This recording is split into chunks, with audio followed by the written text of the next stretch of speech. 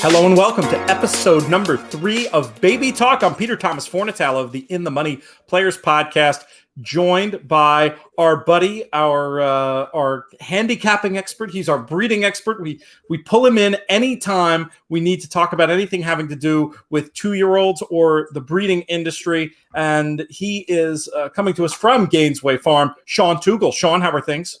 Doing great, Pete. We're working on our backdrops here. We're getting our logo ready, and the 2-year-old race in Saratoga is getting ready to get going. And this is why we're here and we're doing the show. But I do have to say, you definitely out backdropped me today. I think that's an upgrade from the Brooklyn bunker. I mean, look at. I mean, is it really? Do you have it? Is the top shelf stuff legitimately top shelf behind you, or is it? Is that how do you arrange the cabinet? It's pretty random here. I just did a proper organization of the whiskey cabinet in Brooklyn. We'll do a little trickery. We even have the top shelf, which you can see up there, and whiskey lovers will see the bottles of Stag and the special makers bottles and realize that that's probably we like it's like sort of like Spinal Tap. This one goes up to 11. It's the tippity top shelf. And if you ask me, well, why don't you just take those down and make them the top shelf? I'd say you don't understand, but it's the tippity top shelf. But no, and I'm sure the other handicappers love to keep notes, love to keep all kinds of stats. How do you have it cataloged? Do you have my father-in-law is a complete wino, and his Excel spreadsheet on his wine is just, it's outrageous. So what do you have it cataloged in any special way? I really should, especially because of the fact that I have half the collection here and half the collection downstate. It's more important for wine where you're buying cases. I'm not at the level yet with whiskey, and I don't think really too many people are at the level of whiskey where they're buying whole cases of it. It just becomes sort of a catch as catch can. But I do like that idea. I would probably, if I committed to the spreadsheet, I might drink less too, thinking, oh, I'd have a drink of that, but then I'd have to mark it in the spreadsheet. It might keep me doing more handicapping and less drinking. It might be a little too honest for you. I want that ability to just have that last dram at the end of the night. But you see, we've got one of the ones you can see up there is our In the Money whiskey. Have you you were on a list to receive that at some point? Did it ever arrive? I believe it has come to the house, and we have some people that we like to share it with, and so I'm sure I love the description. I love the description about nothing more quintessential about New York than apples. There you go. You're a Western New York native who knows about apples, and then of course, if you know the history of cocktails, rye whiskey, such a great New York spirit from the past. So it was sort of our tribute to Saratoga. The true Manhattan should be made with rye, correct? Correct. That was the spirit in New York in the 19th century. Folks interested in that can check out trfinc.org/players. We do have a few bottles of our Empire Rye finished in the apple brandy barrel left. But believe it or not, even though you'd think this was Sean and PTF's whiskey podcast, and it's great to give a shout out to our sponsors over at the Thoroughbred Retirement Foundation across the network and our founding partners.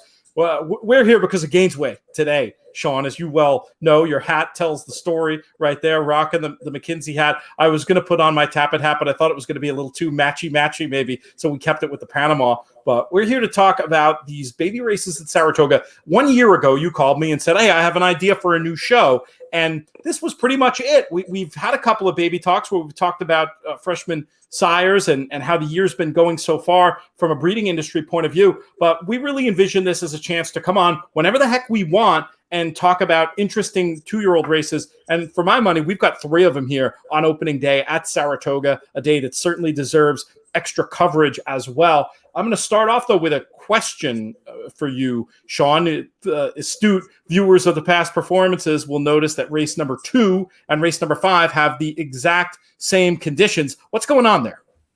Well, that would be where the, especially at Saratoga and the early books, you'll have a lot of oversubscriptions, and you'll have the racing office has the ability, especially in the baby races, to split the races. So in this instance, and you'll see this down at Kentucky Downs a lot, where you have so many entries that you can make 2 races. And so that's what they went ahead and did here, it looks like, is split the 2-year-old fillies race, 2 really good fields. And this is why we're here. This is why we wanted to do the show. And so I think they gave us the treat of giving us 2 main special weights on opening day. And not to mention the stake race we're going to be yapping about a little bit later. But we'll start off in our second race on Thursday. 141 is the scheduled post time for these 2-year-old maiden fillies going 5.5. A few horses leap off the page here. And hey, this is a show sponsored by Gainesway. So don't we have to start with the Tappet? I think you do on the outside. Looks like the logical favorite. Won't necessarily say it's the logical winner, but you know, having had that one race under the belt already, and it looks like it could be a productive race. You know, Pretty Birdie, who was by Birdsong, who actually stood here at Gainesway for Mrs. Mary Lou Whitney. He has since gone to Saudi Arabia, but has Pretty Birdie, who's going to be running Schuylerville, that we'll get to later. But on the outside, the Speedometer, great name, out of the mare Speeding Through the City, great producer. She is a Tappet, 9-5 favorite for Steve Asmussen on the outside. Ran a 65 by her first time out, which of the first time starters in this race is the highest. Certainly, you know, at Saratoga, we're all prepared for very impressive performances from first time starters. But there's no better experience and edge for any young horse than that start under their own belt. So she does look like a very serious favorite in this race for sure. How much do you pay attention to that? You mentioned about Speeding Through the City being a good producer so far, and you look, and if you want to take a look at the numbers the siblings have run, they are both they were the ones that made it to the races. I believe both won and ran some decent numbers. How important is that female side of the pedigree? I think a lot of people sometimes get so dialed into the sire side that can get overlooked. I think the female family is extremely important. I put a lot more credence into the female family, especially when I do matings and look at young horses at the sales. I concentrate a lot on the family. Certainly look and want to see if anything with similar matings has worked well. What has the mare typically produced? Especially a mare like this, who pretty much, like you said, you know, the top horses that have made it there are kind of stakes caliber type horses.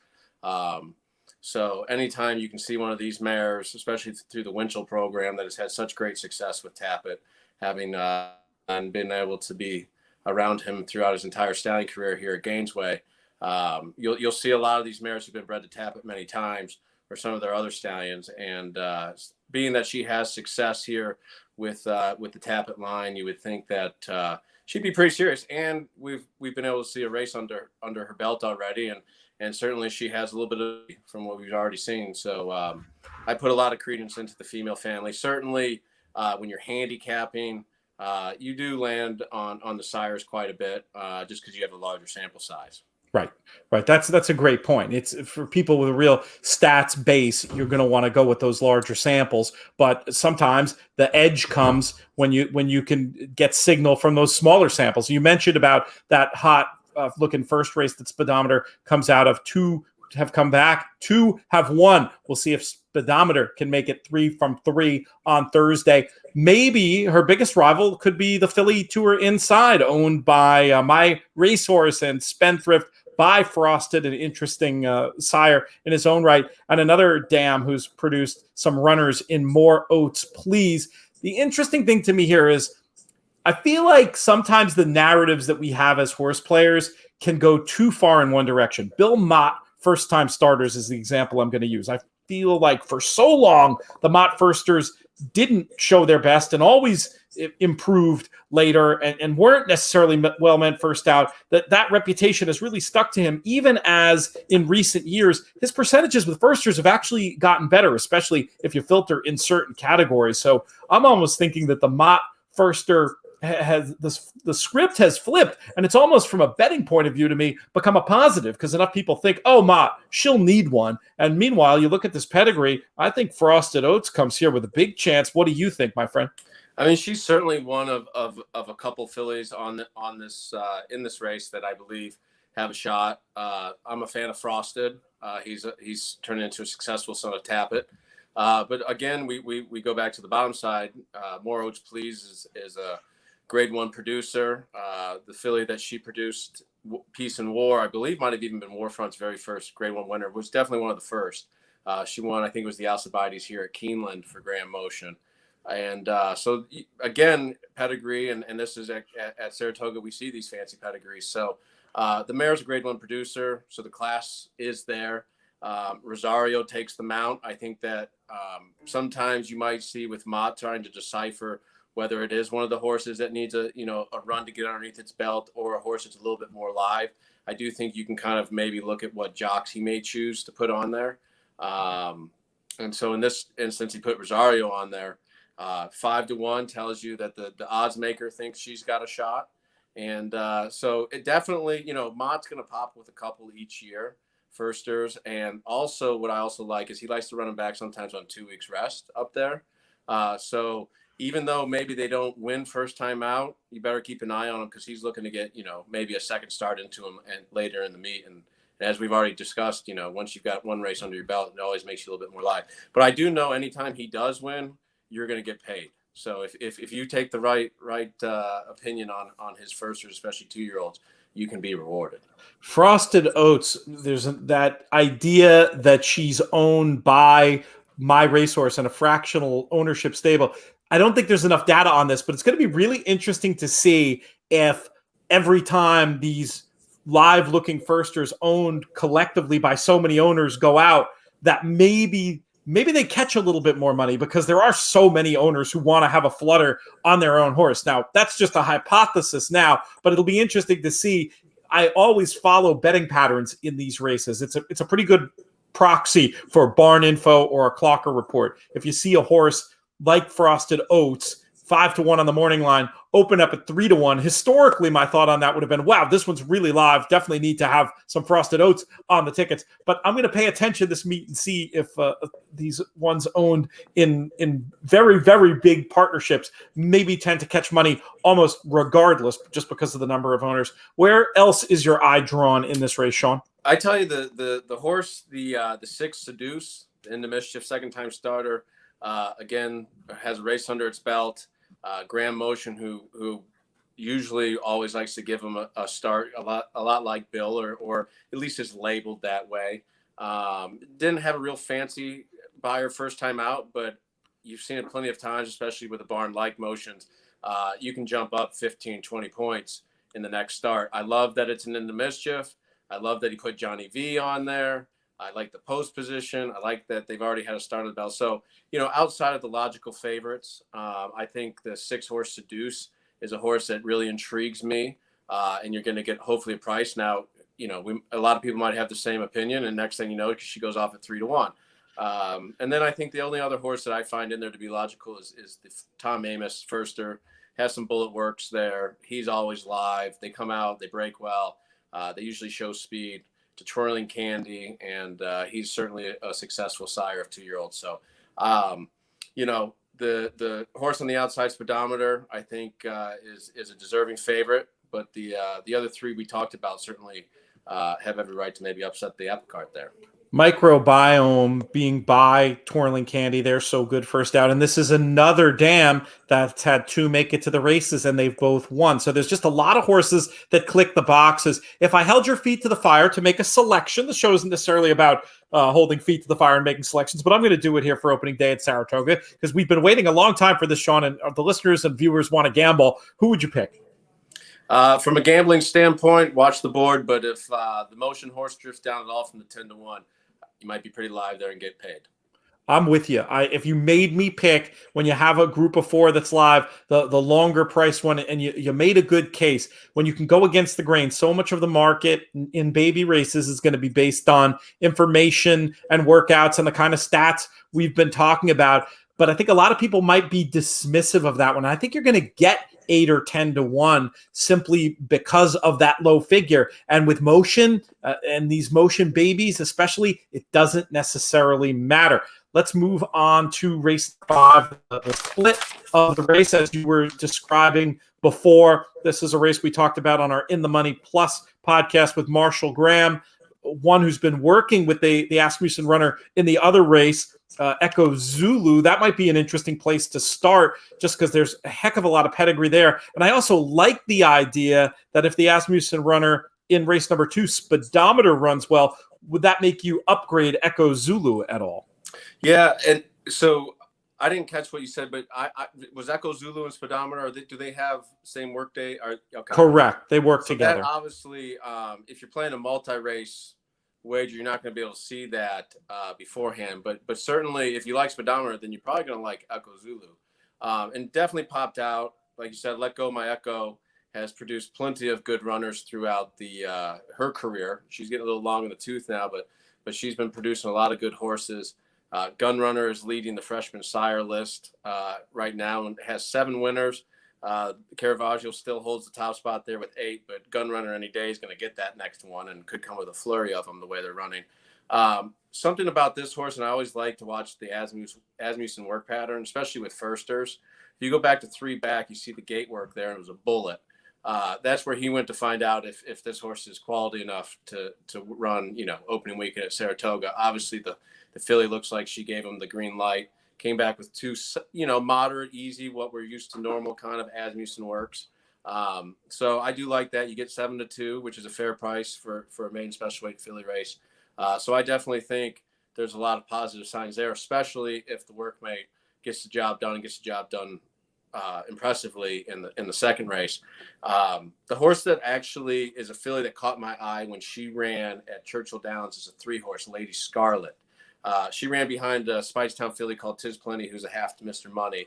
And they ran her back kind of on short rest, it looked like, in the stakes race at Churchill. I think she ran about mid-pack, but didn't get beat too bad, kind of ran respectable. But her maiden race was good. And this Lady Scarlet was a first-timer for Cox and ran a really good race, what I thought was a very good race. Got a 64 buyer that day.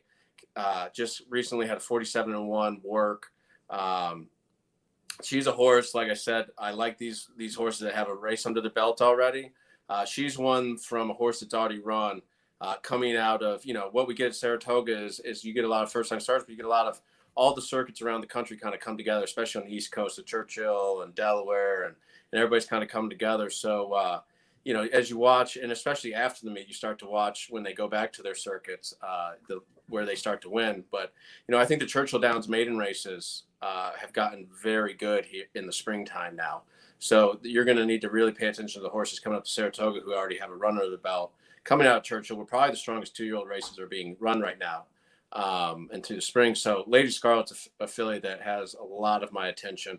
Certainly, we'll be rooting for Alex Schlese, our director of Bloodstock, and his clients, Ellen J. Foxwoods. They've got the high-priced filly outfoxed by an intriguing freshman sire and Valiant Minister who stands down in Florida. So she's 10-1. She's with Bill Mott. She's been working well with a filly they really like, who ran at Belmont called Popular Vote. Got kind of a slow start to her first career start, but ran a really good closing fourth. She's one that we're going to have to watch when she comes back at Saratoga later in the meet. But I think Echo Zulu, the work pattern, Asmussen, that filly's got to be live. But I'm very intrigued by Lady Scarlet in this race. I understand, and the workouts do look strong. I was just trying to get cute and maybe think that Lady Scarlet would do better in the second start of the meet, going a little bit longer based on what I know of this pedigree. But there's too much support from sharp people for me to actually try to oppose Lady Scarlet in any way. I'm glad you mentioned Outfox. That was an angle I was going to mention to you, Sean, to get your opinion. Anytime I see a sire whose stud fee is $3,000 and then the horse sold for $360,000, that's telling me this is a very, very fast horse. I made my point before about giving an extra little bit of a nod to the Mott first-time starters because I think people just knee-jerk avoid them sometimes. I'm very much interested in Outfoxed, especially in the pick bets where we can get locked into a price potentially. And then I think the other two that you mentioned have to be used, Echo in terms of Echo Zulu and also Lady Scarlet. Yeah, and Valiant Minister is a lot of the show is based around the freshman sire list, and we're starting to see a lot of freshman sire now get their feet wet with their first starters. He's a horse coming out of the 2-year-old sales, Valiant Minister. I think he was like $600,000 2-year-old himself. Had some issues, didn't get to the race until he was 4, only ran once, but it was in a very, very impressive race. And all of a sudden we see not only this filly sell well at the sales, but several other horses bring 6 figures plus. And like you said, when you see a $3,000 horse, and Florida's known for this. They're known for these horses that aren't quite, the that can't really carve out an early career being a stallion here in Kentucky, but they end up in Florida. They're bred to a lot of early speedy horses because that's what their racing is kind of based around of. And we see a lot of Ocala 2-year-old pinhookers who are also like to breed a little bit. And so their job is to sell fast race horses at the 2-year-old sales. So, you see Cantharos, you see Mr. Prospector, you see all kinds of horses who have come out of Florida through the years, and they're going to continue to do that. And this is the kind of horse that maybe he's got the profile to do that. Was a very impressive maiden winner. Didn't quite get to fulfill his career out through his potential that he had, but maybe as a stallion, and he stands at Bridlewood, somewhere where he's going to get a real shot. So he's definitely one I'm going to be very interested to see how his 2-year-olds run over the next several months. Definitely a storyline to follow. I think we have to talk about number 6, Solasta, before we move on from this race. Sean, a very productive dam with 5 winners, and Golden Sense certainly does well with first-time starters, but a lot of players will look to the trainer and jockey and tell you that's why this one's live. We remember, I guess it was 2 years ago when Jeremiah Englehart won so many 2-year-old races up here. And of course, anytime you see Irad Ortiz Jr. take the call, that gets noted by the horse players as well. Do you have anything to add on this one? I think you're going to see Irad is going to be competing for the leading title. So I think you always got to look at who he's on. Jeremiah's had great success with 2-year-olds, especially at Saratoga over the years. So you're always going to have to pay attention to those connections. Let's move on to the Schuylerville. We get some graded stakes action, one of the traditional opening day races here at Saratoga. Super excited to see it. We go 6 furlongs, and for me, in my reading of this race, Sean, that's one of the key factors. Where is your eye drawn? We kind of mentioned a little bit earlier about the filly Pretty Birdie. She is drawn on the rail for Norm Cassie. She ran a 78 by her first time out, which was pretty impressive.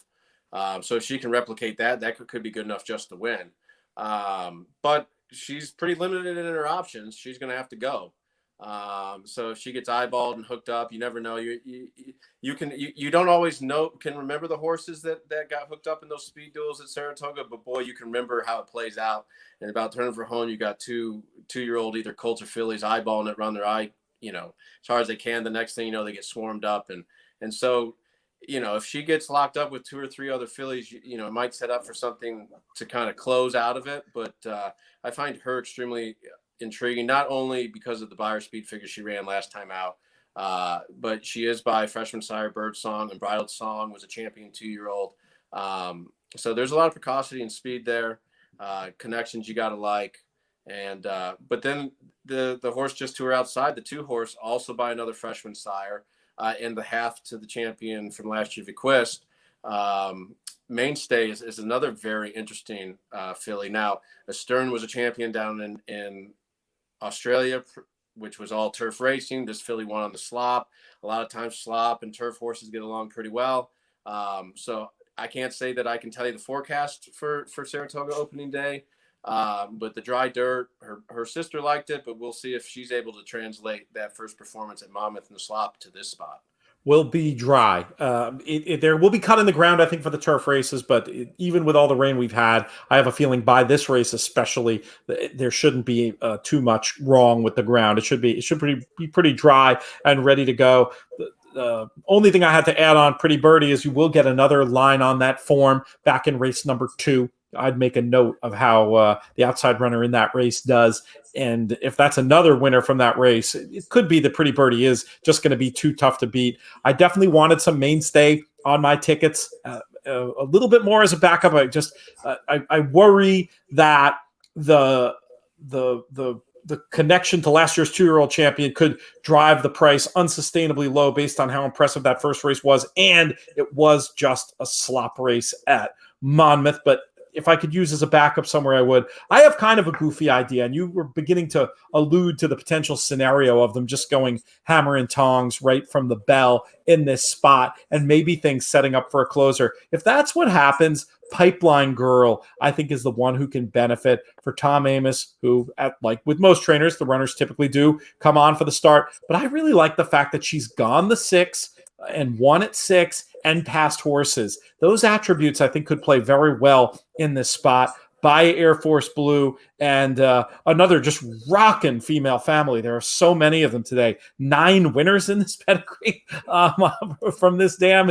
I like Pipeline Girl a whole lot, and for fixed odds listeners, especially if you can lock in 8-1 and play that each way. In other words, being able to lock in a potentially a 2-1 price if you were to run in the first 3, that would be great value, and where I'd be most likely to be looking to spend my money in the Schuylerville. Sean, any further thoughts on Pipeline Girl or any of the rest of these gals on opening day? I mean, the filly we haven't even talked about, who probably goes off favored, is Happy Soul. And as we've already talked about horses run, she's won twice, and she's, I believe, the only multiple winner in there, and has been dominant so far. So, I think her last out was an 81 buyer, which is a tick higher than Pretty Birdies.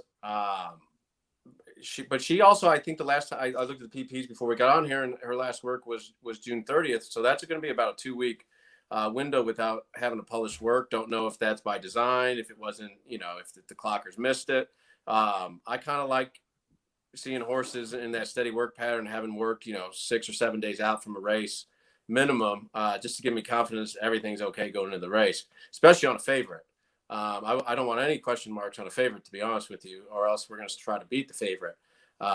Certainly Wesley, 2-year-olds, Saratoga, anywhere, he is one to be reckoned with. She's definitely the one to beat, in my opinion. But then Velvet Sister, I think she's probably going to take a lot of money, but I'm a little skeptical about the race that she's coming out of. It was a 3-horse field. She won by 9 lengths. It only got a 58 buyer. A lot of people are going to see that she won by 9 lengths, but when you do the race, I'm not quite sure how sexy of a race that is. She's a New York bred. Obviously Stone Street and the connections. Let's take the shot with the Greatest Stakes race. I think that's a filly who's going to take a lot of money, who maybe a horse that maybe she's going to be taking a lot of money because who she's by and the connections versus her on the racetrack. I think that's a fair point. And in a similar token, sometimes a race isn't as good as it looks at first glance. That was my thought on Happy Soul's Astoria. It was impressive, and the figure is what it is and is legit. But I worry with as bet as speed figures get, and then you throw in the fact that you've got this stakes winner facing all these first time against winners horses. But you go back and look at that field in the Astoria, and it was basically a glorified maiden. Half the field in that race was maidens. I just think at the price, Happy Soul was going to be one I'd be happy to take on, and she may stuff me in a locker, kick sand in my face, whatever you want to say. But I felt like from a betting point of view, that was the right approach to take in the Schuylerville. And if she wins, you just clap your hands and you say, hey, we've got ourselves a hell of a 2-year-old here. Oh, yeah. And I'm sure Mackinville will be coming out with all kinds of promos. And make sure you call Bernie Sams. Well, I'll tell you, that is one thing that I do like about Happy Soul is we've seen these run happies get better for their racing and get better with time and distance. So maybe the 550 to 6 is going to move Happy Soul forward, and maybe the added time is going to move Happy Soul forward. So like with all questions in this game, you can answer them in a number of different ways. I'm going to take the wait and see approach. Just again, if we were talking about a horse that was going to be any kind of price, it's the most obvious use in the world. But we came on here and made interesting cases for a few others, and we'll see how it all plays out. Any other closing thoughts from you, Sean, about this race or anything else to do with Saratoga opening day? Well, I'm going to be honest with you, Pete. I think the one thing that jumped out to me, and I'm sure we may have a show or recap on the 2-year-old boys version of the Schuylerville that goes on Saturday. But look, I think it's fantastic. So many times we kind of gotten used to these little bit of a shorter fields, especially in the 2-year-old race.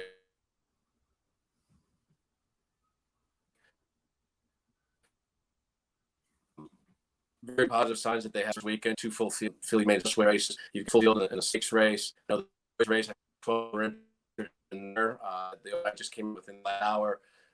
So that's to me a great positive sign. I think everybody that has talked about Saratoga or getting to Saratoga, anything involved in Saratoga, it's like Christmas is here, and they just can't wait to unwrap the presents. And everybody here who's getting ready for the sales and everything, it's just you don't treasure what you've lost until you've lost it. So I think Saratoga is just going to be amazing, especially this meet. I think it's just going to be awesome. So I'm excited for it. What's your day of arrival?